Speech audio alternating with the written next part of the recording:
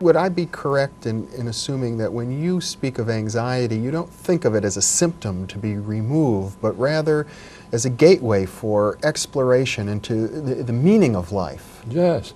Well, you got that exactly right. Now, I think anxiety is associated with creativity. When you're in a situation of anxiety, you can, of course, run away from it, and that's certainly not constructive. Or you can take a few pills to get you over it, or cocaine, or whatever else you may take. You could meditate. Well, you could meditate, but I think none of those things, including meditation, which I happen to believe in, but none of those paths lead you to creative activity. What anxiety means is it's as though the world is knocking at your door, and you need to create, you need to make something, you need to do something. And I think anxiety thus is for people who have found their own heart and their own souls.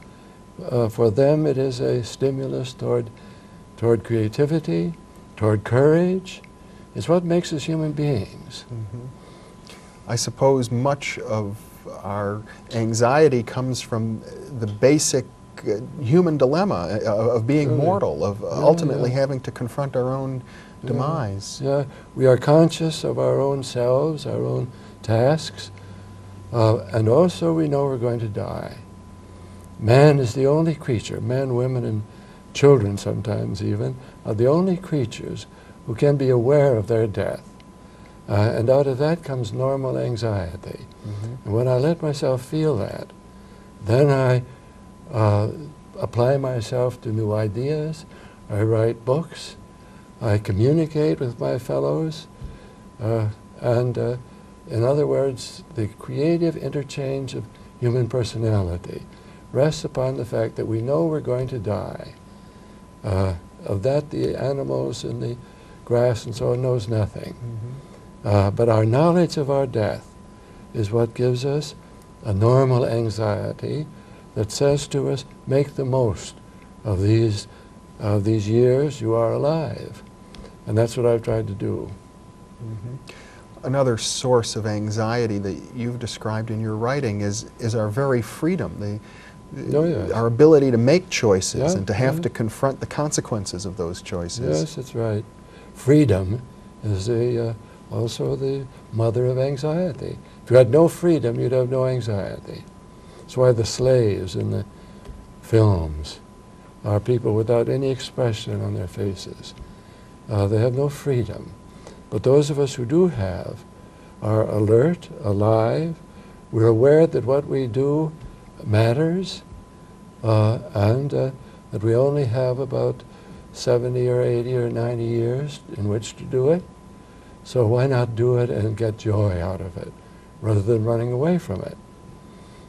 I think that's a little capsule of the meaning of anxiety.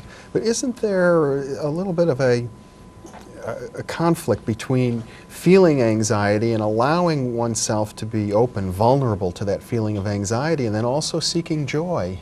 Oh no. There's a conflict between that and what's generally called happiness, or the flat.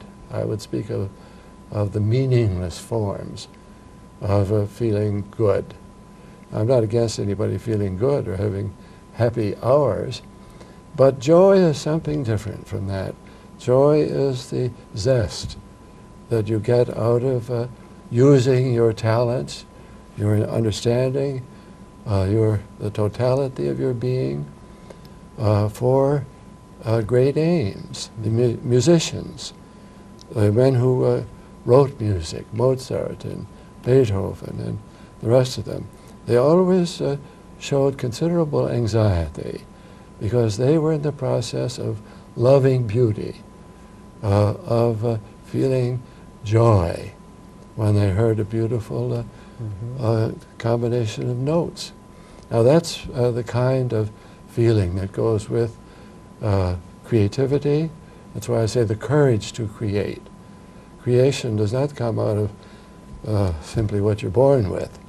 That must be united with your courage, which both of which cause anxiety, but also great joy.